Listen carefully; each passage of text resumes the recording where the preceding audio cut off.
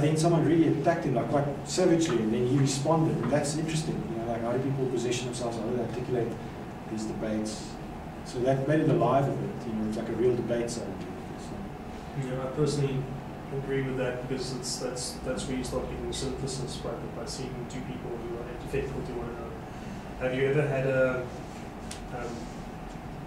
had one of those incidents? I mean, you know, where it's just not one response, or where it's actually a bit of a debate or a conversation that happens in the public forum like this? Academically, no, not really, because usually the journals would only allow you a commentary on a response. So has it spilled over at least? Probably, I mean, I don't imagine it really affecting, relationships personally, but professionally, are there some people who have disagreed with you to such an extent where they don't want to go to the same conferences or anything like that? I've never had made enemies based on for theoretical reasons. I must admit. I mean, I think some people take academic life or theories that seriously that they would be an enemy or something. I've made enemies, but for other reasons, but not for such as.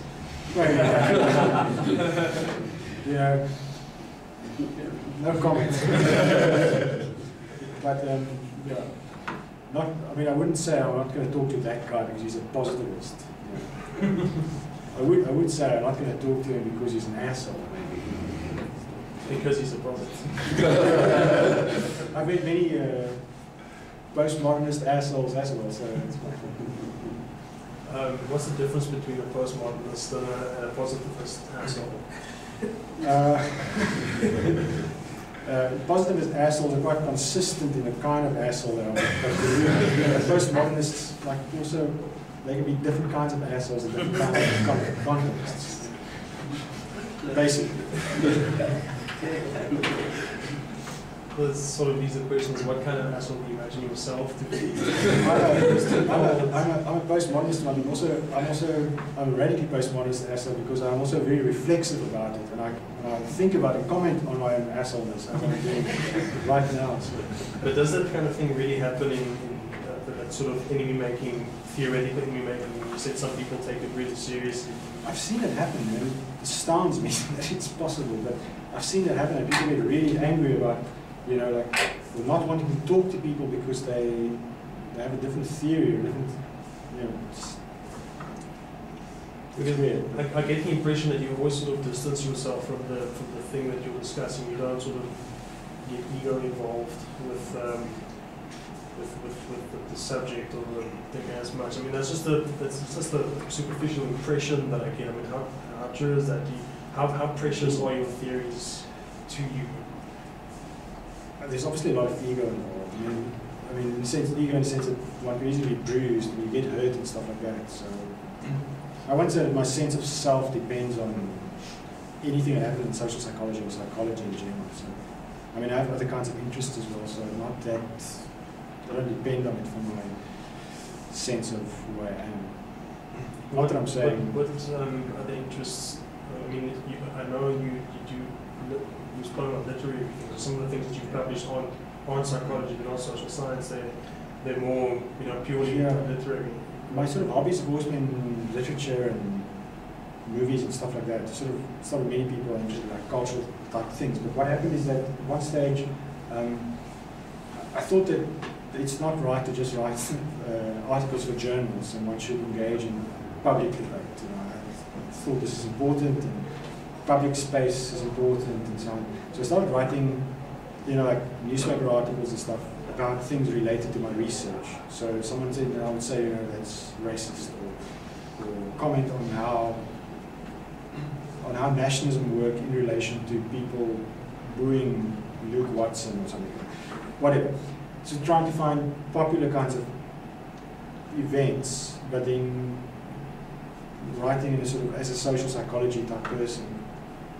But what happened then is, for various reasons, people asked me to write like book reviews about literary books and stuff, and I said yes once, and then it became a sort of side career. So I do write a lot of stuff on stuff that got nothing to do with psychology, literature, music, Do you either intentionally or unintentionally leak things? Do you leak a little bit of your psychology into your literature reviews? Because I mean that's a right place to make those comments, or the other way around. I would say rather the other way around. Because I don't.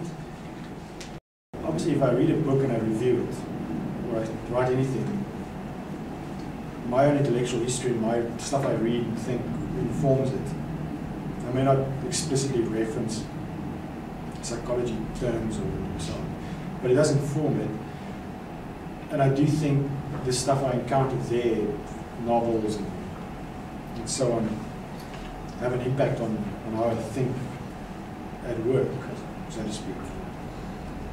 So yeah, I mean, in my fantasy world, you know, like I wish that I could do all the different things at all the different levels. I wish I could do academic papers as well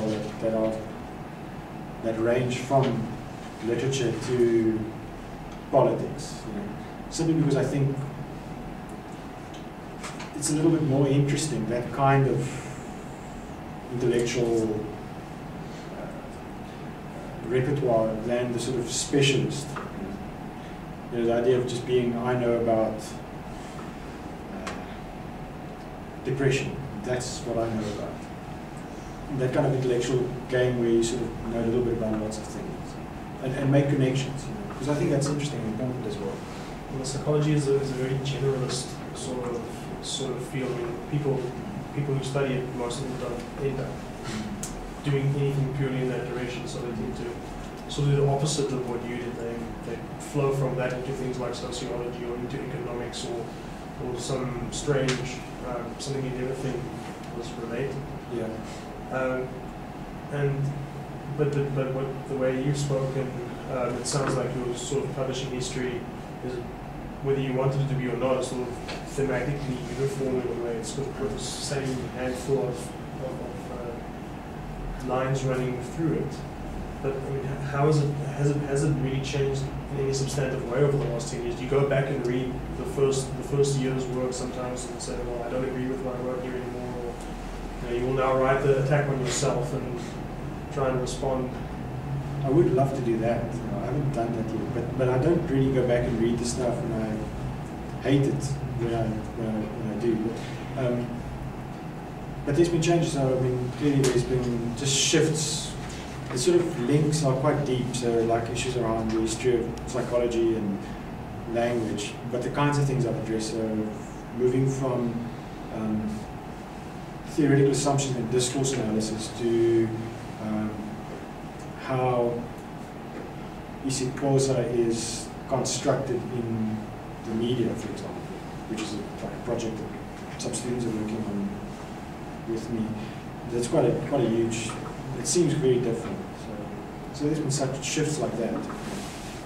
How's your relationship with you know, the writing process generally? Do you enjoy it? Do you hate it? Do you do it stops and starts? I have a very funny relationship with writing in the sense that once I'm going, I really do like it, and it's like fun to type and to press the button and see things appear there. And a good paragraph is quite a, you know, it's lovely when it seems good, but I find it extremely difficult to start and to get going. I suppose many writers have exactly that problem. I just haven't figured out ways to really manage that. So I'm one of those people who sit at the computer and they think, okay, I'll check the email and make coffee, I'll clean the gutters. So you're a procrastinator, is what you're saying. Yeah, absolutely. Yeah. But I mean, I'm very busy whilst I'm procrastinating, because I do all sorts of other things. But I do like, once I'm into it, writing is fun for me. I mean, I often find also that as soon as the tasks becomes very official and important, then I really find it difficult to do it. If someone like Edward asks me to write a book review for New Voices, that just seems like fun, and then I can just sit down and just like, you know, let it go. And usually I end up liking the text more than I like the other sort of stuff as well. So you're not a fan of deadlines? Or working with a very structured. What would your suggestion be to people who want you to write things? Should they set the deadline 2 weeks earlier than they actually want the work to come in? I think that the people who can actually manage to fool themselves with an early deadline are just weird. So I would know that the deadline is not there. And also I've learned that there is no such thing as a final. There's a final deadline. But even even the way you write things into your diary, you would say the deadline is 20 November, and you would write on the 20th of November paper. And then on the 20th of November, you'll realize, I have to hand in this thing. And then you contact the editor and say, can I have another week? And then you negotiate. So how is the power relationship? I mean, I suppose it must have changed, the relationship between yourself and the publishers of commission, or the publishers for which you've undertaken to do something, like a review or an editing job or anything like that. I suppose in the beginning, when you hadn't published anything yet, then obviously you had zero power. I mean, you had to do things when they said and so forth. But how has that changed? Do you now find that you have more freedom negotiating these things? The problem is that in academic publication, of course, because if you write for a journal, they don't really care whether it comes out in a whole year. So there you really are your own master, and that's why it really sometimes takes a long time, because you have to finish it. They didn't ask you for it. Then you send it in, and then they send it back, and then you have to work on it. So I've written a lot for the newspapers. The newspapers are fascinating because there you have deadlines that are deadlines. But even there, deadlines are not that big. I've sort of learned. You learn that a newspaper editor tells you, I need to think by Wednesday. And especially if they work with academics, they know it's not going to happen. So when Wednesday comes, you can always say, how much more time can you give me? And then there will always be a day or two. So with newspapers, you learn to negotiate deadlines, but you also learn to work towards them in a better way than you do for academic writing for me. Because academic pieces can go on and on forever. You often publish in more public, popular things like magazines and newspapers. How often does it happen? Too often. So I would say 15, 16 times a year. How did that happen? Were you approached, or did you just start sending them letters and they decided, or?